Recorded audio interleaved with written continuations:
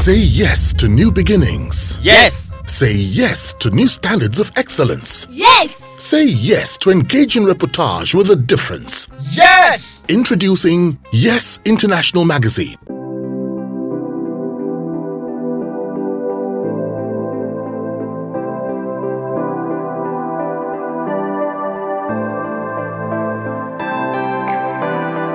To have a taste of success in life and in politics, what must one do? One is that you must have a clear vision. Second, Okay. you must have some resilience inside of you. Okay.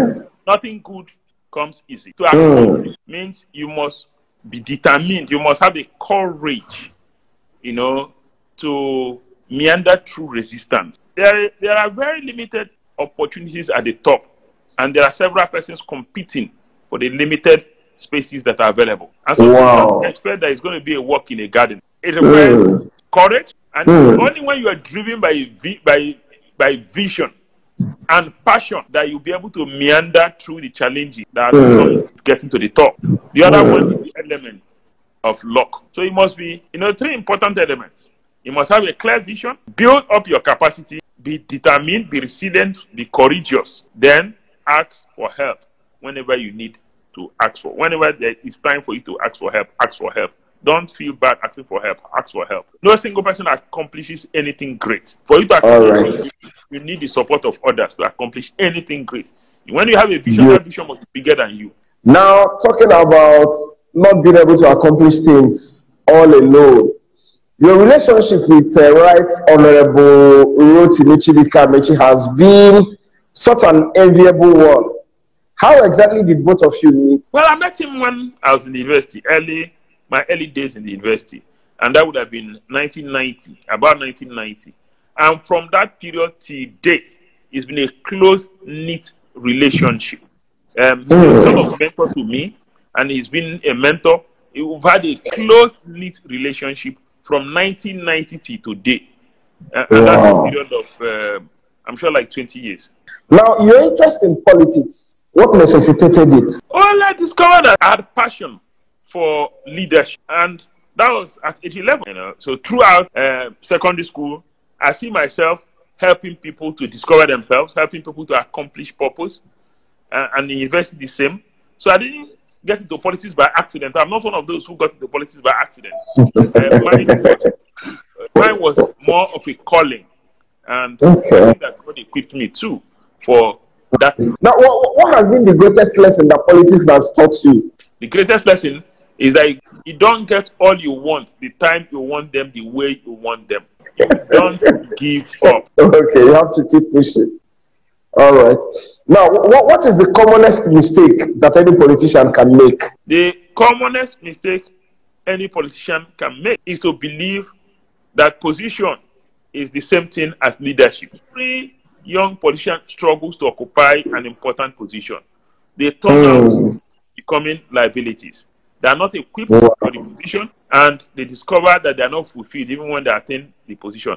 So they end up focusing on the other thing they can focus on: money, to steal money. They damage their reputation, damage their integrity, damage everything about them, and of course damage their future. Now, what is the best thing that politics has done for you? Oh, well, it has given me opportunity to impact on the lives of more persons than I could ever imagine. I've impacted on more lives than I could ever imagine. I could ever imagine.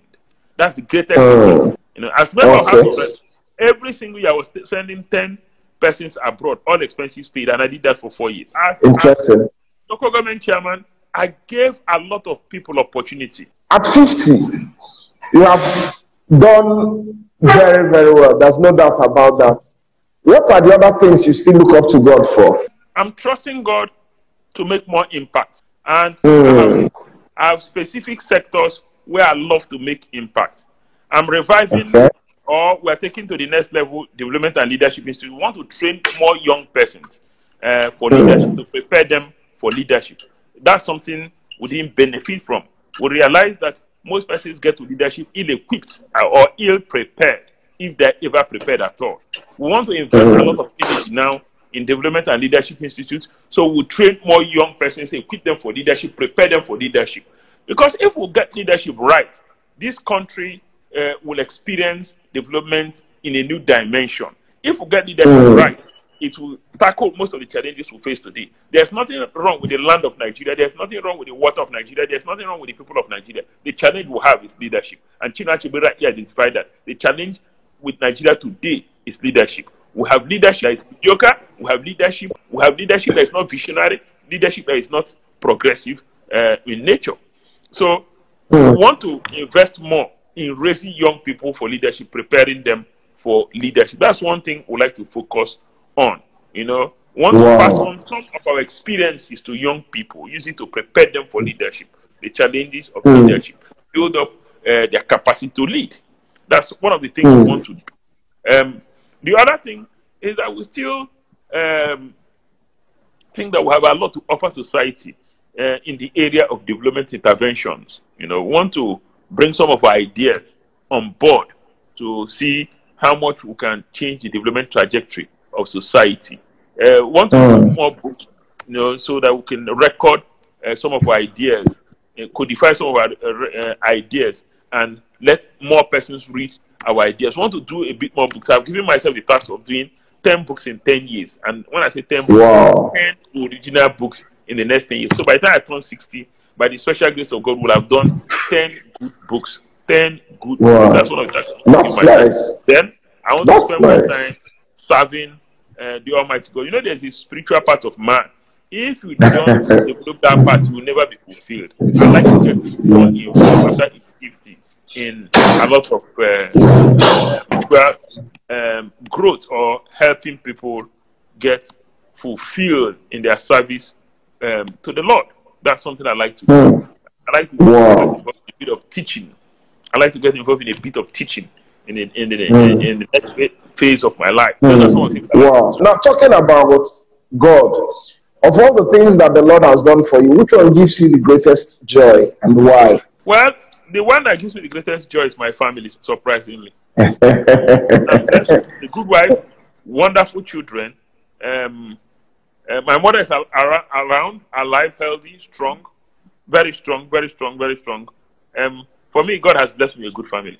Several other things are blessings. But, you know, your family makes you stable. Your family makes you stable. With family, you can focus, you can do more. Without a stable family, you'll be challenged. You know, there are many things you can't do. So, but I'm blessed to have a good family, so that way I'm focused and I can pursue my passion. What's going to change about you going forward? Oh, definitely a number of things will change. A number of things. More mature, more exposed, more experienced. My approach to things will change. My focus will change. But my energy will not go down. Now, in all of these, you know, do you have any regrets? There's nobody who does not have any regrets, including myself. So I have some regrets, you know. Is that I would have studied some other course, you know, because from point one, I identified the fact that I had passion for another course, but I simply wanted to please my parents when I chose to study medicine. And the route to study medicine was to go through the medical laboratory sciences, get a first degree medical laboratory sciences, go back and study medicine, please your parents, make them happy. Life is not about making your parents happy. It's about feeling fulfilled yourself, feeling your own purpose. For me, that's one major step I took that I think was wrong. But with benefit of hindsight, I know that it wasn't the right step.